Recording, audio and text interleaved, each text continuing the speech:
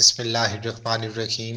P T V کا ایک مشہور ڈرامہ سونا چاندی منو بھائی کی ایک خوبصورت کاوش تھی، لیکن یہ جان کر آپ کو حیرانگی ہوگی کہ سونا چاندی کے دونوں کردار سونا اور چاندی حقیقی کردار تھے جن کو سامنے رکھ کر منو بھائی نے یہ دونوں کردار تخلیق کیے۔ اس ڈرامے کے لکھاری منو بھائی کے والد 1947 سے پہلے ریلوے اسٹیشن پر اسٹیشن ماسٹر تھے اور ان کی ڈیوٹی ریلوے اسٹیشن کلور کوٹ میں تھی۔ منو بھائی نے اپنی تعلیم کا کچھ حصہ کلور کوٹ شہر میں حاصل کیا۔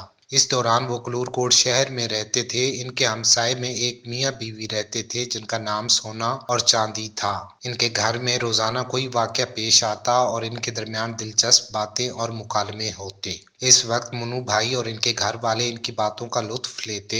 منو بھائی کلور کوٹ سے تعلیم حاصل کر کے لاہور چلے گئے اور ایک اچھے لکھاری بنے۔ ایک روز ان کو ڈرامہ لکھنے کو کہا گیا جس میں مزاح بھی ہو۔ منو بھائی کو اپنے کلور کوٹ کے ہمسائے سونا چاندی ذہن میں آ گئے اور منو بھائی نے ان پر ڈرامہ لکھ دیا۔ یہ ڈرامہ پاکستان میں بہت پسند کیا گیا اور بہت مشہور ہوا۔ پی ٹی وی پر ڈرامہ مشہور ہونے کے بعد منو بھائی کلور کوٹ سونا چاندی کو ملنے آئے۔ اس وقت سونا اور چاندی بہت بوڑھے ہو چکے تھے۔ ان کو منو بھائی نے بتایا کہ آپ کے نام سے میں نے ڈرامہ لکھا ہے جو پاکستان میں بہت پسند کیا گیا ہے، تو وہ بہت خوش ہوئے۔